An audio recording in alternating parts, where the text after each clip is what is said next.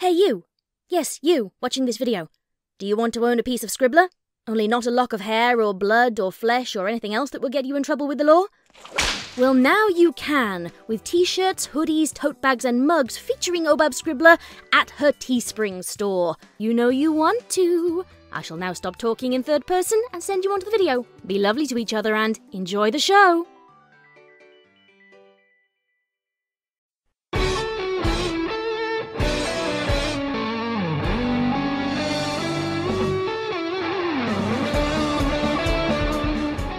Ponytails.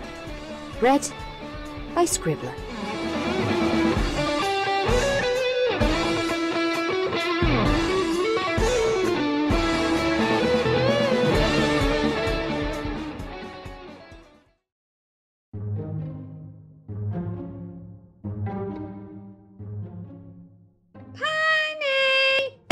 You feel small hooves gently move you, and by gently you were, in actuality, shaken off the bed onto the wood tile floor. As you grunt with the pain from landing on your elbow with a heavy thud, you question yourself every day of why you don't get some carpet installed, and open your eyes, your ears twitching from the utterance, you notice a small animalistic face of pale violet coat and blonde mane above you that is far too adorable and visually improbable, her eyes were the size of your palm, to have come from any environment humans are normally raised in. Your mind automatically identifies the face as one Ditzy Doo, your legally adopted child. Or filly. Whatever rocks your boat. Honey! Dinky whines. Ah, there it is again.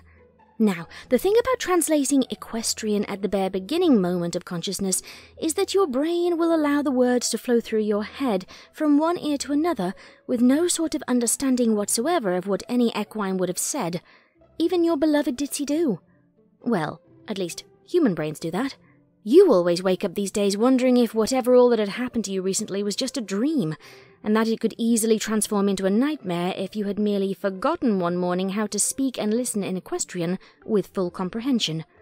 The thoughts always trigger speedy conclusions of your reckoning, of your ruined relationship with Ditzy and the fillies, whether they would accept you or not, or if you could ever share a moment of understanding and compassionate love with your favourite mailmare in the world.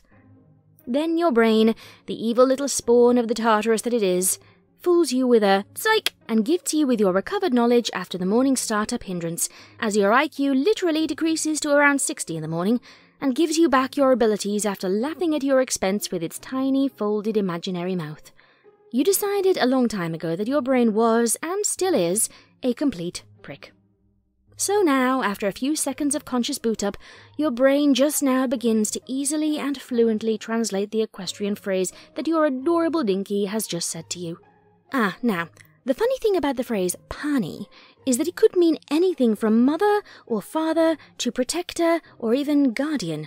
Equine culture is strange that way, but human culture must have seemed confusing to them too. You just assume that she means to call you father. The assumption of her more informal consideration of you makes you feel special inside.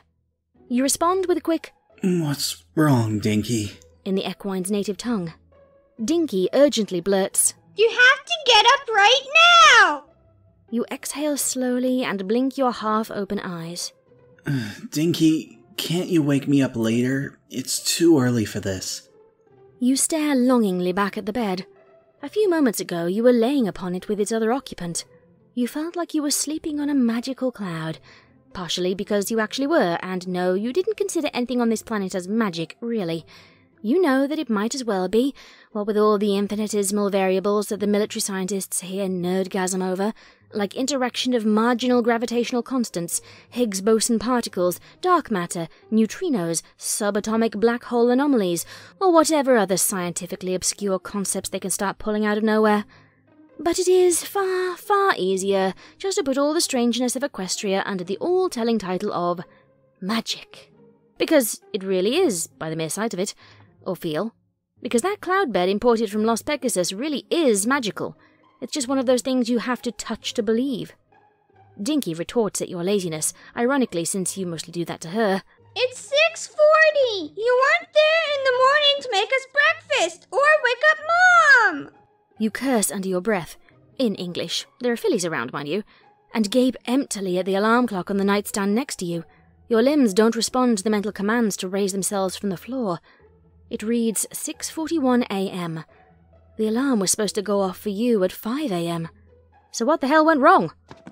You drowsily stand up and yawn, grasping the alarm clock with a spare hand and rising in height above the filly and the mare still cutely snoring in bed. You mentally kick yourself in the gonads. You accidentally set the alarm to 5 p.m., not a.m. To make up for lost time, you rush with the speed of a drunk antelope, attempting to hop into the pant legs of your discarded jeans toward your wonderful wife in bed, Ditzy Doo, and whisper gently to her. Honey, sorry, but I'm running a bit late right now. You need to wake up, sweetheart. The Pegasus mare slowly opens her adorably cartoonish golden iris-crossed eyes. She raises her head with the measure of grace that only an angel would have. Just 5 more minutes. Ditzy drowsily returns. She nuzzles your furry face. You like to have a goatee on your person at all times, just in case for goatee-related emergencies, and this isn't one of those times. And rouses herself back to sleep. Well, that was good enough for you. Her word is motherbucking law in this house, and that includes you. At least you tried, and you even got a nuzzle back. One would assume that you had let her off easily, that both partners of a marriage would have indeed to make equal compromises, but she has the power that some humans back on Earth would kill to have, the ability of ultimate persuasion. You could torture a person to do something, but, depending on the strength of the individual tortured, violent persuasion can be ignored and persevered through with a little practice. Maybe some mental clenching. Preparation that you yourself would pussy out of on the spot and beg not to be tortured. But what does Ditzy have? Love, cuteness, the ability to make hearts implode with the bare twitch of her ear. It was 110% effective on any sapient being alive in forcing them to do her adorable bidding. Well, for you, anyway. Maybe that's why she agreed to marry you. Plus, you want to leave her alone to get some shut-eye. She got back home at 10 last night on an overnight mail route. You never heard of evening mailmares? Welcome to the insanity of the pony world, where airships that could be used for mass mobility of the postal service are just used as tourist attractions. And had only gotten 5 hours of sleep. She really deserves some rest. Another thing you kick yourself for. Here you are, a somewhat intelligent human being. Well, intelligent enough to realize that you have it better here in Equestria than you ever had it on Earth, just to escape from the type and pacing of life there. Fully capable of taking care of Ditzy and her family, yet you depend on a, you hate to say it, specially valued member of equine society to pay off your living expenses. You pleaded to Ditzy that she could have used some or all of your paycheck, once converted into bits, to cover the living expenses and, basically, live the rest of both of your lives as debt-free members of society. But she wouldn't have any of it, even if she did accept a small amount to cover her mortgage. You still haven't quite forgiven yourself for allowing this to happen.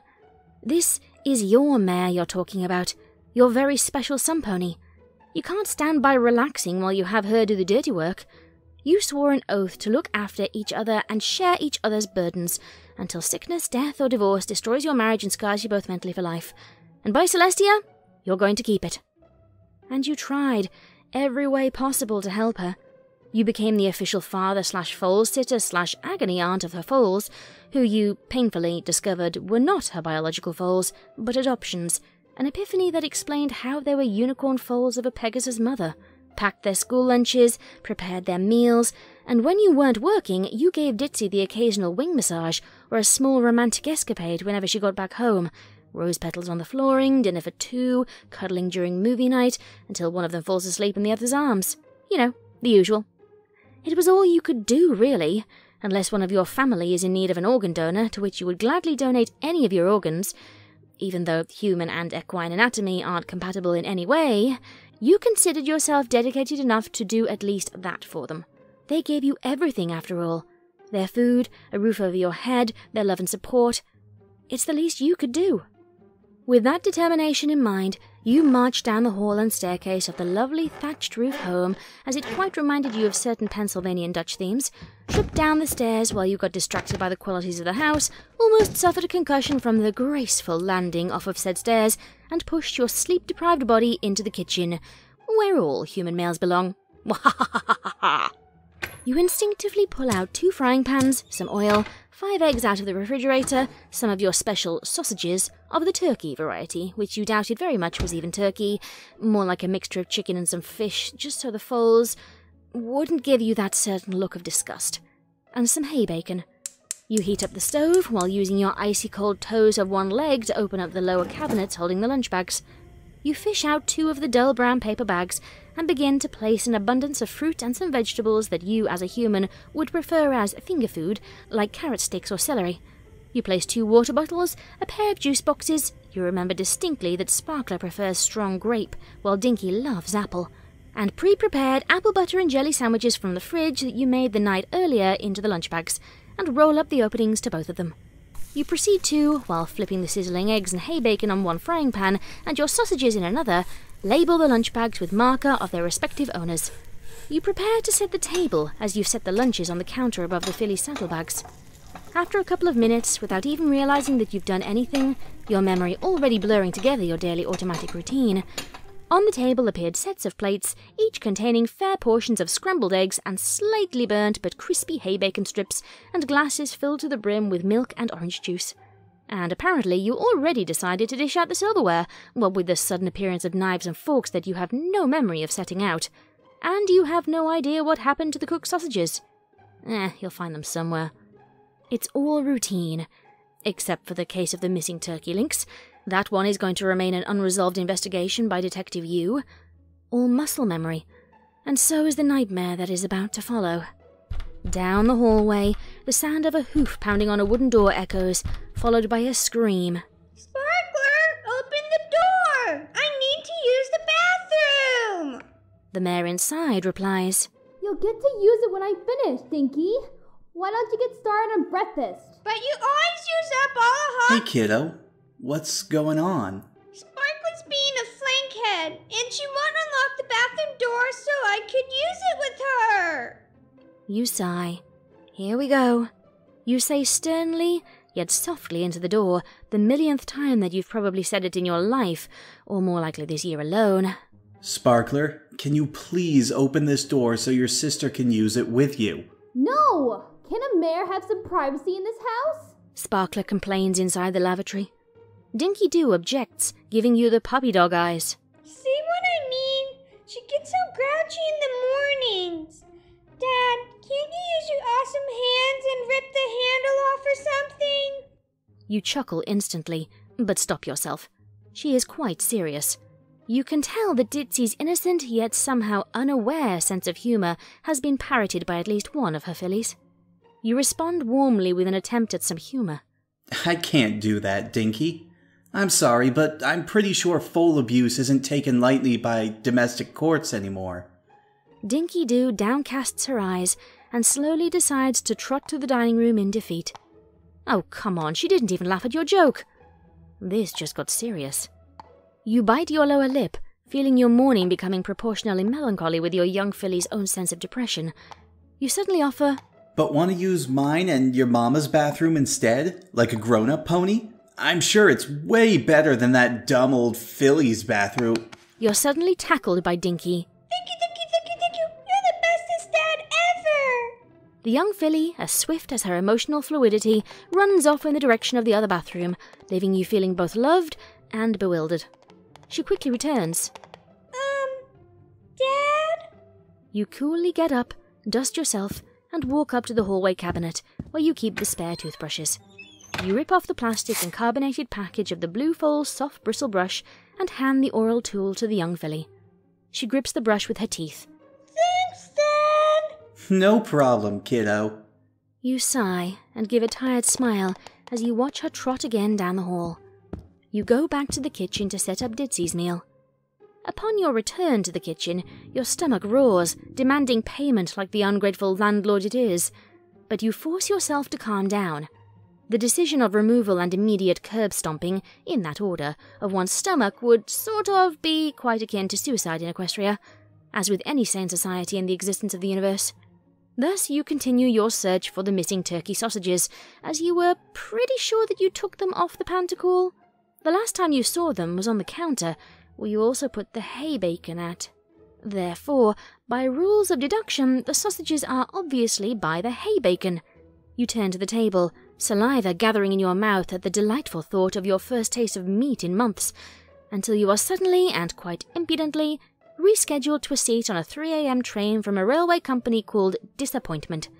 The dish containing the hay bacon only contains hay bacon. Drat. Your stomach then begins to complain of the ineptitude of your detective skills. You add stomach onto your shit list, joining brain, Nickelback and Dell tech support as a very non-prodigious placement of 4th on the list. Giving up, you begin the arduous process of grounding and brewing coffee beans imported from Saudi Arabia, which you found out costs an arm and a leg just to find some decently roasted beans. But, in retrospect, willingly becoming a quadriplegic would be a worthy sacrifice in order to enjoy the luxury of coffee, a drink that you were nearly addicted to back on Earth, with its rich aroma, bitter taste, and huge supply of temporary energy. Meanwhile, as you are somewhat of a multitasking workaholic, you retrieve some blueberry muffins from the fridge, cut off the giant tops, cover the tops in butter, and fry them. You heavily know that Ditzy loves muffins, and even more than that, baking them, so you decide to add a little variety to her breakfast. Just something to spice up the monotony of life here and there. Then you smell the bold aroma of the magical, yes, magical, caffeine-containing liquid sifting through the morning days. You continue to douse yourself in its delicious trance as you finish heating the muffin tops and set them too on the table. You would have thought that you had something of a problem, but you cut yourself some slack, because today is going to drag you around in the mud and dirt, not counting what you'll have to do when the fillies get back from school. One would think that translating is an easy job, as simple as tying one's shoes, but try listening to 2 opposing groups of ponies, or a group of ponies and humans, or worse, a group of ponies, griffins, and humans arguing back and forth, always interrupting, demanding their voices to be heard, and tossed forward and backwards for hours and hours on end, leaving you to summarize their thoughts in the kindest of terms while everyone, every pony, and every griffin is 3 arguments ahead of your translation. And that's only for the small local incidents. Let's just say you'll never enter a government council building ever again for the rest of your life. You would continue to daydream about the dark black drink and the horrible premonitions of today's events, but a certainly special grey Pegasus sluggishly trots towards you, yawning and interrupting your train of thought. Ditzy Doo greets you lovingly with a big hug, feeling her breath melt your heart. And good morning to you. You eagerly return. Then you swear to yourself, the coffee. She can't see the mother-bucking coffee. You attempt to cover the boiling kettle containing the bitter ambrosia, as you say, Breakfast is ready, darling. As fate would have it, before Ditzy can say anything in response, or curiosity, Sparkler and Dinky hop into the dining room at the same time and welcome their mother. Then they move to the table to go eat. You mentally swipe the sweat off your brow. That was close. You don't want a repeat of last time. And what did happen last time? Well, essentially, to make a long story short, you poisoned Ditzy Doo. By accident. And to make the short story longer, one morning, back when you were utterly clueless of Pegasus anatomy, and how you hated yourself when you lightly brushed your hand in a hug with Ditzy Doo near the wing boner area some day earlier, you had the exceedingly idiotic idea, without much thought, of giving Ditzy some of your coffee. The compassionate intent was there. She was tired all the time from having to work long enough to feed an extra mouth, aka you. Even though you had your own pay that you were glad enough to offer her, her refusal forced you to sneak in half of your paycheck converted into bits into her bit pouch every month. You were stubborn like that, and she was going to have to accept that you also were responsible for her family now, and that you would gladly accept it. Turns out, the caffeine in her system not only induced Ditzy to finish her mail-delivering quota a week ahead, but also that the increase in heartbeat gave Ditzy something of a heart attack. You later found out that Pegasi's circulatory organs, already highly strung from constant expectancy of activity, can't handle caffeine very well. You apologized to her many times, inside and outside of the hospital, much to what you considered her annoyance of having to say, "It's fine," to so many apologies, though she had no idea what you were talking about. Luckily, for you only, she didn't know about the caffeine. She decided the cause of her sudden illness was placing too much butter in her muffin batches. She almost died because of you, and you will never forget what happened that day. Not until the day you die. And the worst part? You didn't tell her that it was you who caused it.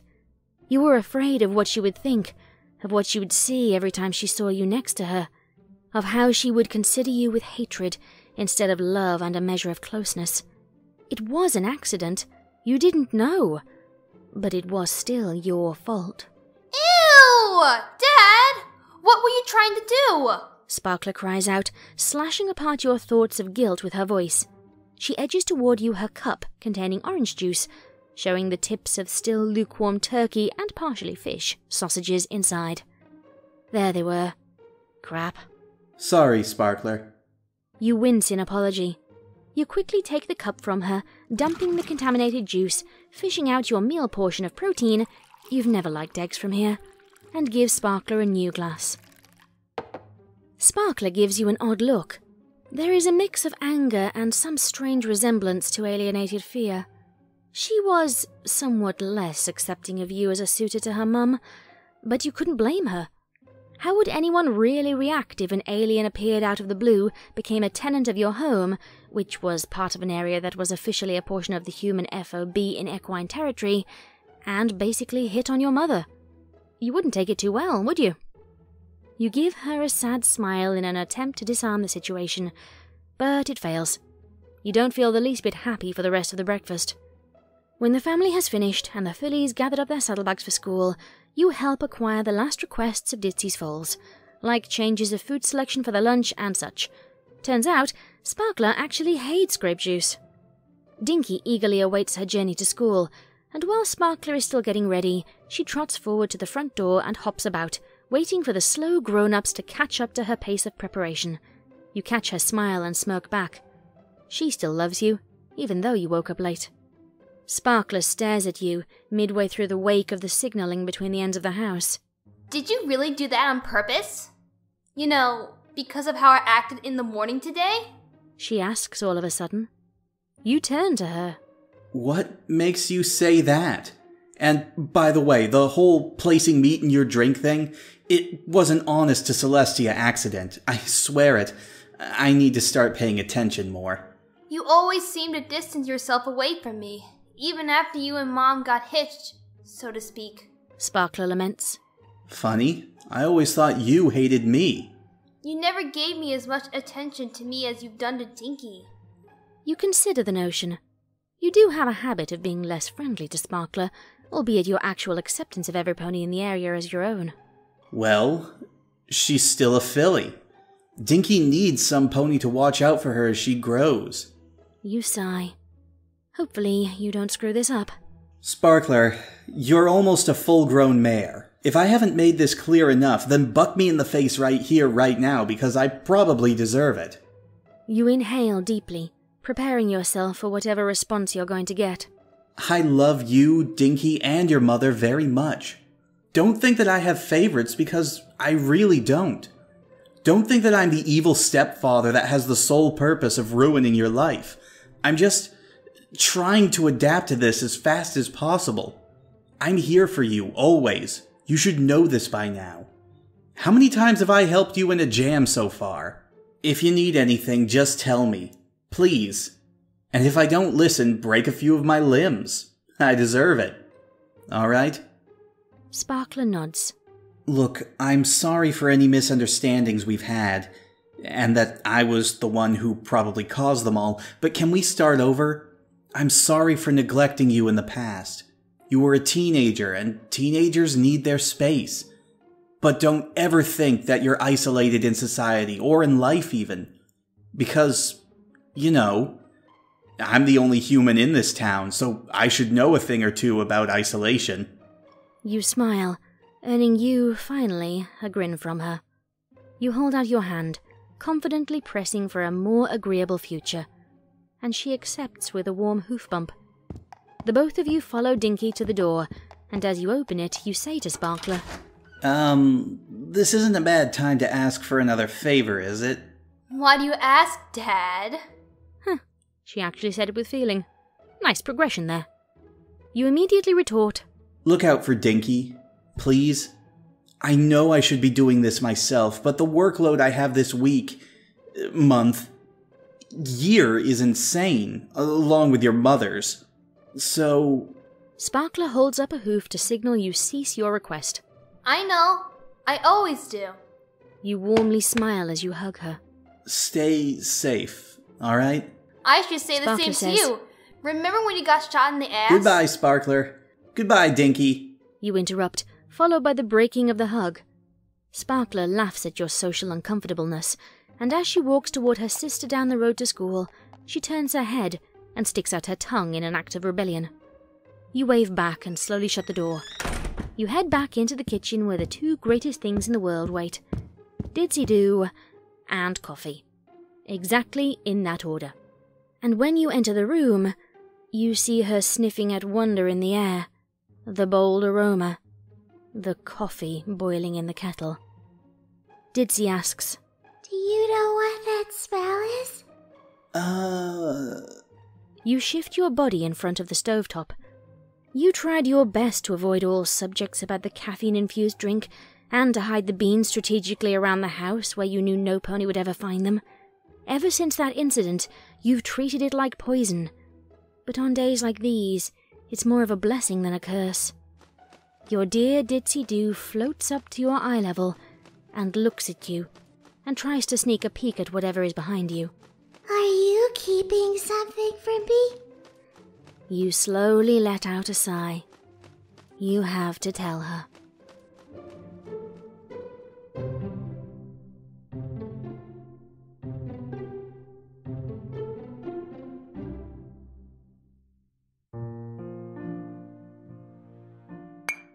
You steadily set the cup down in front of her. You finally found some old decaf instant coffee packets somewhere from all your old gear, back from when you first arrived. Ditzy takes a careful sip. Look, I'm sorry about lying to you. You begin to plead. I know sometimes you get so tired that you need something extra in your life, but I never wanted a repeat of last time. It's fine. Ditzy softly replies. I didn't even need it for the energy boost. Then, what did you want to take it for? You ask in an exasperated manner, your curiosity piqued. One doesn't just create havoc in a household over a very limited supply of brewable beans for nothing. I only asked for it because the taste and smell of coffee reminds me of you. She gestures at the decaf sample in front of her. You stare at her. Okay. Ditzy struggles.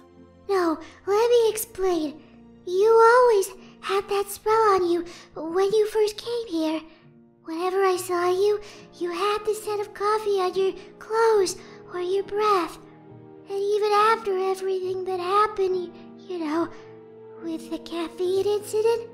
You remind yourself that you need to actually start physically kicking yourself, not just mentally threatening yourself with empty promises.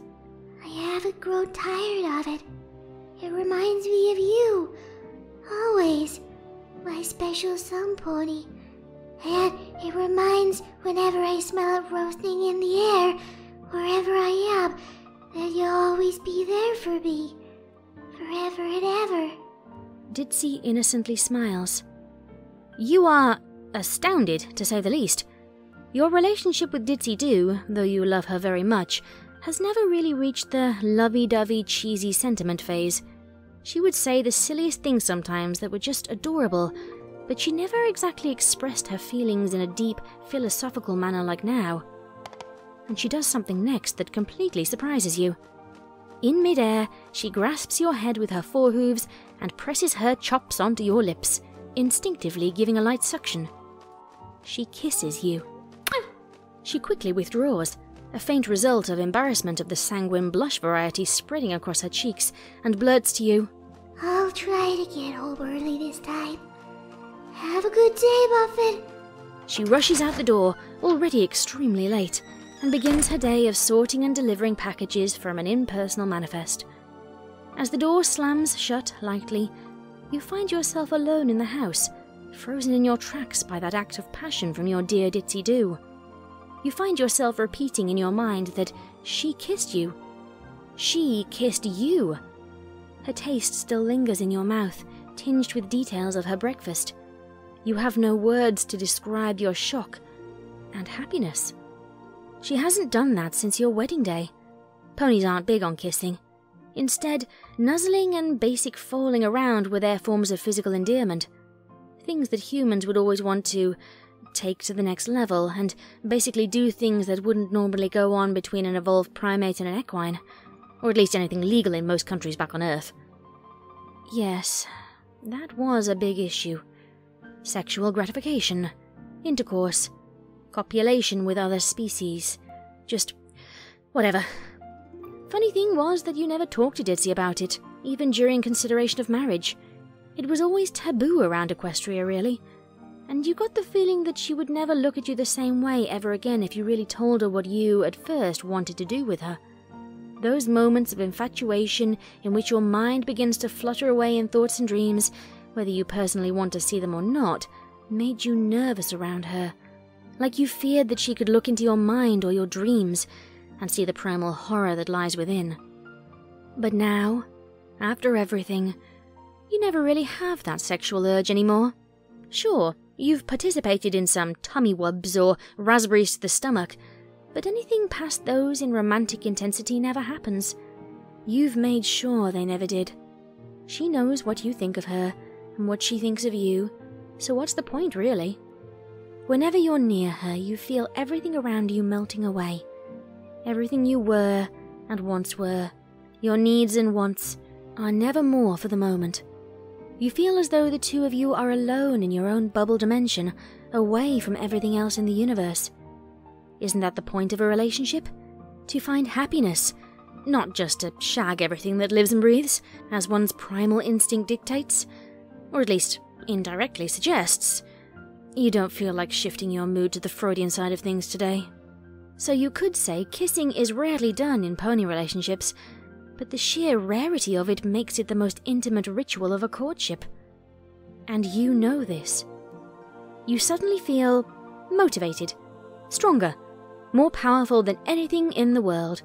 Like you could single-handedly rotate the version of the planet you were currently living on, or maybe even take over Celestia's day job of rising and setting the star that the planet revolves around. And better yet, you feel ready for whatever the day can throw at you. All because of that beautiful, endearing mare, Ditzy Doo, who accepts you no matter what mistakes you've done in the past.